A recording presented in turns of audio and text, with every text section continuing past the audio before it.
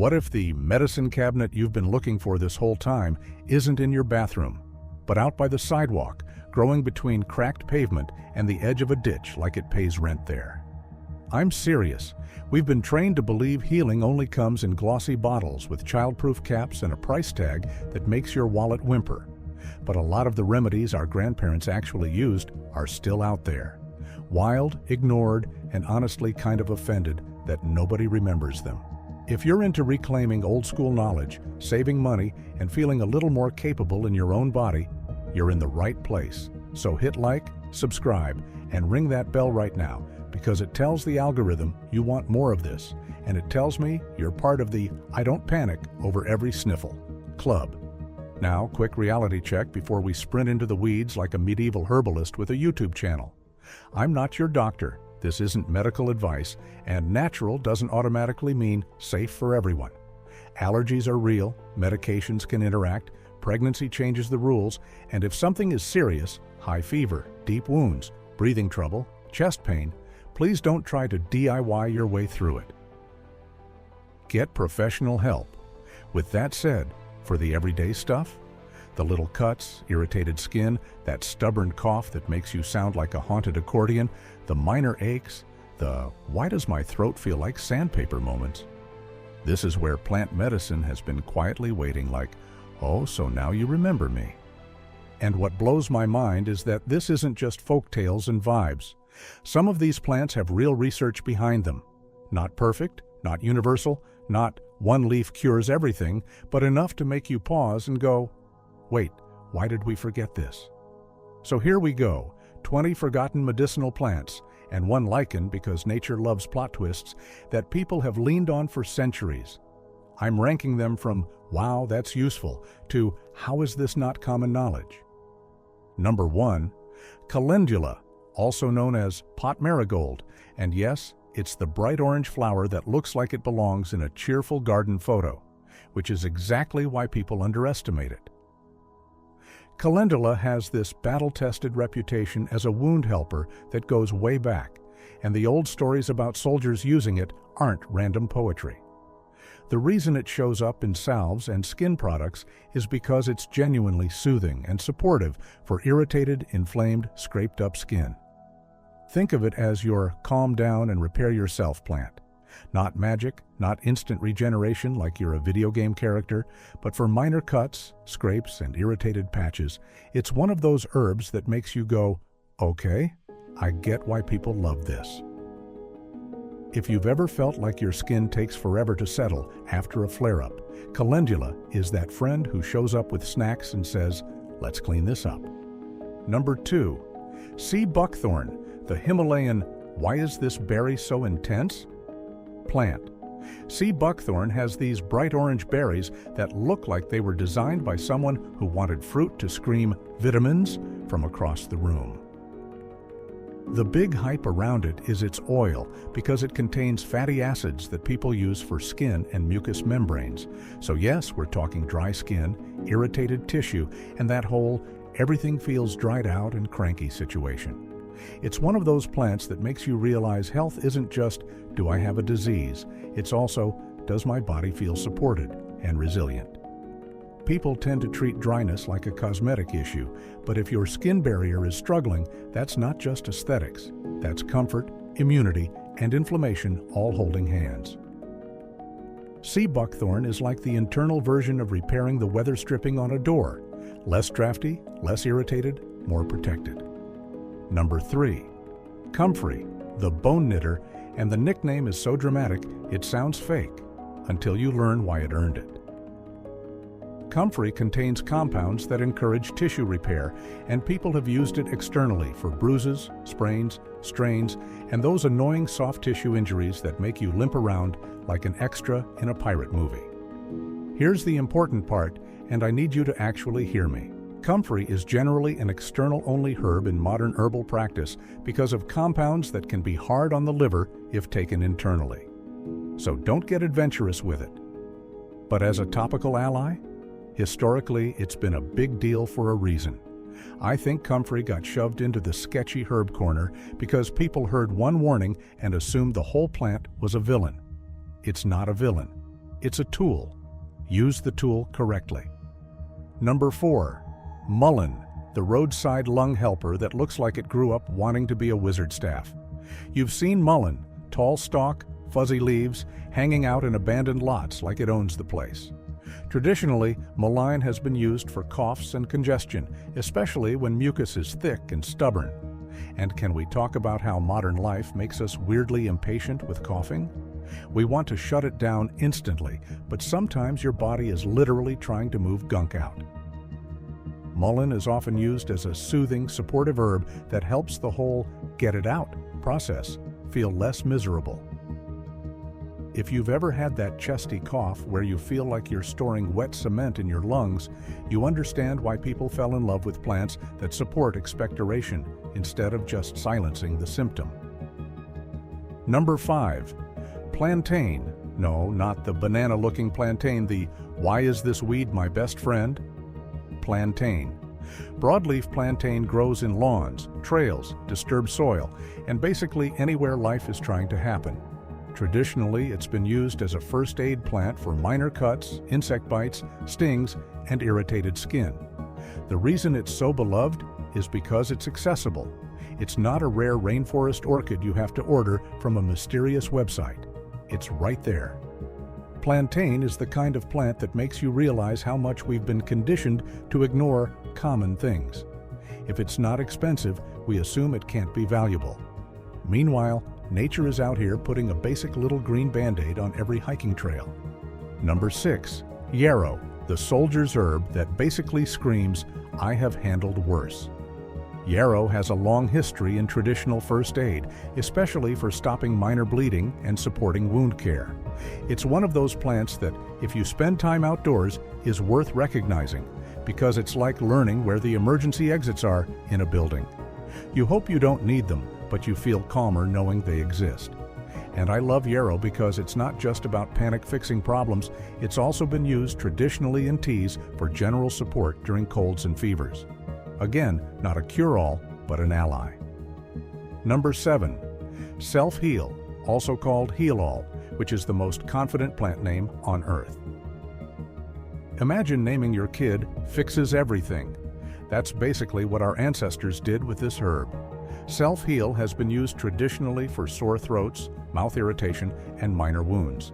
And it's especially interesting because people use it around mucous membranes, places that are annoying to treat because you can't just slap a bandage on your throat. A soothing tea or gargle is the classic move here. And if you've ever had a sore throat that makes you swallow like you're chewing glass, you understand why people treasured plants that could bring quick comfort. Number 8. Agrimony, the underrated throat soother that medieval herbalists absolutely adored. Agrimony has a history in traditional use for throat and mouth irritation and also for mild digestive upset. It's often described as astringent, which basically means it helps tighten and tone irritated tissues. You know that feeling when your throat is raw and inflamed and everything feels kind of swollen? Astringent plants are like turning down the volume on that irritation. It's not flashy. It doesn't come in neon packaging. But it's the kind of support that makes you functional again.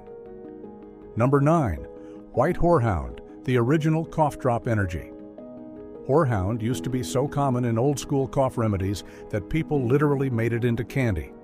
That alone should tell you something.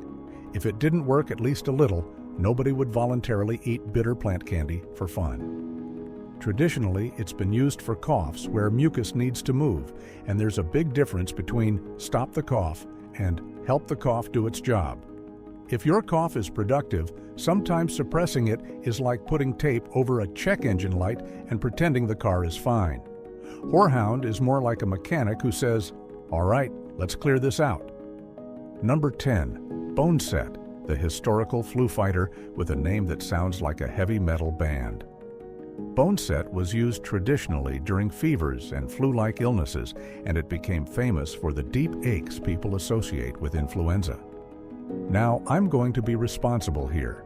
Robust modern trials aren't the strongest across the board, and if you're seriously ill, don't rely on a bitter tea and vibes. But boneset is one of those plants that shows how communities handled sickness before modern pharmacies. And I think there's value in remembering that history, not as an anti-medicine stance, but as a "we have more tools than we think" stance. Also, yes, it's notoriously bitter. Nature really said, healing comes with a personality. And while we're here, if you're finding yourself thinking, "Why didn't anybody teach me this?" drop a comment. Seriously, tell me if you grew up with any of these remedies, or if your grandma had a mysterious jar of something that fixed everything and nobody asked questions. I want to hear those stories because that's how knowledge survives. Number 11. Blue vervain, the nervous system soother for people who are permanently set to overthinking. Traditionally, vervain has been used as a calming herb for tension, stress, and that wired but tired feeling.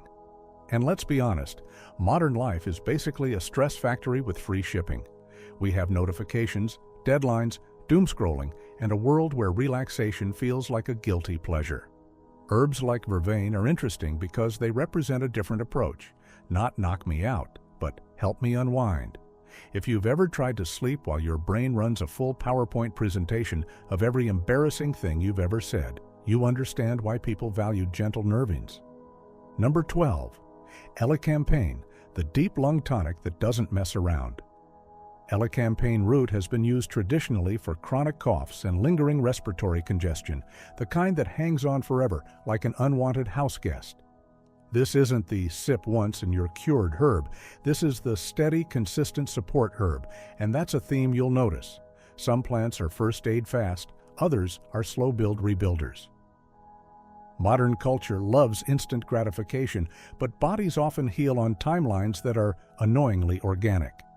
Elecampane is like physical therapy for your lungs. It's not glamorous, but it can be deeply supportive. Number 13. Toothache plant, also known as spilanthes, and this one is hilarious because it basically pranks your mouth in the best way. Chew it, and you get this intense tingling, numbing sensation that feels like nature's version of "we're turning off the pain signal for a minute." Traditionally, it's been used for toothaches and mouth discomfort, and it's one of those herbs that makes skeptics go, "Wait, okay, that's real." Now, does it replace a dentist? No. If you have a tooth infection, don't play games with that. But as a temporary comfort tool, it's genuinely fascinating. It's like having a pause button for mouth pain growing in a pot on your porch. Number 14. Oregon grape, a shrub that isn't a grape, which is peak botanical trolling. Oregon grape contains berberine-related compounds and has been used traditionally and in some researched contexts for skin issues like psoriasis. This is one of those consistent use over time herbs, not instant gratification. And if you've ever dealt with chronic skin conditions, you know how mentally exhausting they can be. Itch, flare, calm down, flare again, repeat forever. Oregon grape is interesting because it's part of a small group of plants that people keep circling back to when the usual options don't fully deliver. Number 15. Yellow dock, the bitter digestion ally that reminds your body how to do its job. Yellow dock has a history in traditional herbalism for supporting digestion and elimination, and whether you love or hate that detox word, here's the reality. When your digestion is sluggish, everything feels off. Skin can flare, energy drops, mood gets weird, and you start wondering why you feel like a deflated balloon. Yellow dock is one of those herbs that's less about dramatic symptoms and more about long-term support. It's not the hero in an action movie. It's the quiet maintenance crew that keeps the building running. Number 16. Usnea, old man's beard, and plot twist. It's not a plant, it's a lichen. Usnea has been used traditionally as a topical antimicrobial in wilderness settings, basically as a nature's antiseptic dressing when you're outdoors and supplies are limited. This is where I get a little intense because people romanticize survival stuff and then do reckless things. If you're in the wilderness, clean wounds properly, be cautious, and don't assume a lichen replaces medical care. But as an example of traditional knowledge, Usnea is incredible. It's the kind of thing you learn once and then you can't unsee it hanging from trees like nature's little medicine sign. Number 17. Barberry, the ancient antimicrobial that's suddenly relevant again because antibiotic resistance is not a sci-fi plot anymore. Barberry contains berberine, and berberine is one of the most studied plant compounds out there. Traditionally, barberry has been used for digestive issues and infections, and modern research has explored berberine for antimicrobial effects and metabolic support. What's wild here is the full circle moment. Ancient traditions pointing to something useful, modern science isolating and testing it, and now the world looking at it again because we're realizing bacteria do not care about our feelings. Big note though, berberine can interact with medications and isn't for everyone, especially in pregnancy, so don't freestyle this. But as a concept, an old remedy becoming cutting edge again? That's the story of half this list. Number 18. Red clover, the field flower that people dismiss because it's just clover, but it's been used traditionally for skin support and for women's health, especially around menopause. Red clover contains plant compounds that can have mild estrogenic activity, which is why it shows up in that conversation. And I think it's important to say this without being weird about it. Women's health has historically been under-researched and over-dismissed, so it's not surprising that a gentle, nourishing herb got more attention in traditional communities than in shiny modern marketing. If you've got experience with red clover, tea, tincture, anything, comment it, because I guarantee someone reading is looking for real-world stories, not just labels. Number 19. Sassafras, the historical fever fighter with a complicated reputation. Sassafras has deep roots in traditional use, especially among Native American communities, and it became famous later in things like root beer flavoring. But modern safety concerns exist around certain compounds in sassafras, and this is a perfect example of why we don't do blind worship of natural. Traditional knowledge tells us what mattered to people and what seemed helpful. Modern chemistry and safety testing help us understand risks, dosages, and when something should be limited or avoided. You don't have to pick a team, ancient wisdom only, or modern science only. The smartest approach is letting them work together. Sassafras is basically the plant that teaches humility. Number 20. Meadowsweet, the original aspirin story. And honestly, this one makes me feel a little salty. Meadowsweet contains salicylates related to the compounds behind aspirin. Historically, people used it for pain, fever, and inflammation, and what's fascinating is that traditional herbalists also used it for stomach discomfort, while aspirin is famous for irritating the stomach for some people. That doesn't mean meadowsweet is automatically safe for everyone, especially if you have salicylate sensitivity or certain medical conditions. But it does highlight something important. When we isolate one compound and turn it into a product, we sometimes lose the whole plant context that includes balancing components. Nature doesn't always behave like a single ingredient supplement label. Meadowsweet is a reminder that the original blueprint was often more nuanced than the copy. And here's where this gets bigger than a list of plants. This isn't about ditching modern medicine. I'm not interested in pretending antibiotics aren't life-saving or that hospitals aren't necessary. I'm interested in the middle ground that we've lost, the common sense, day-to-day knowledge that makes you less dependent, less panicked, and more connected to your own environment. Because right now, a lot of people feel helpless. A small symptom appears, and suddenly it's either Google doom spiral or a pharmacy run. Meanwhile, half the time the fix is rest, hydration, basic care, and supportive tools that people used for generations. What if we stopped treating plants like they're either magic cure or worthless hippie salad, and started treating them like what they actually are? Useful allies with strengths, limits, and context. What if we learned a few key herbs the way you learn a few key kitchen skills, enough to be competent, not enough to cosplay as a professional? Because that's the real flex, not pretending you can cure everything, but knowing how to handle the small stuff well, and knowing when the small stuff isn't small anymore. So here's your challenge. Pick just one plant from this list to learn deeply, not 20. 1. Learn how to identify it safely. Learn what it's traditionally used for. Learn the safety notes, and learn what it looks like in every stage so you don't confuse it with something sketchy. Build real knowledge, not internet trivia. Then, when you're ready, add a second. That's how this becomes empowering instead of overwhelming. And I want you in the comments. Tell me which one surprised you the most. Was it the idea that a weed like plantain could be first aid gold? Was it toothache plant basically doing nature's Novocaine impression? Was it the full circle moment of barberry and antibiotic resistance? Drop it below because the comments become a living library of shared experience, and I read them.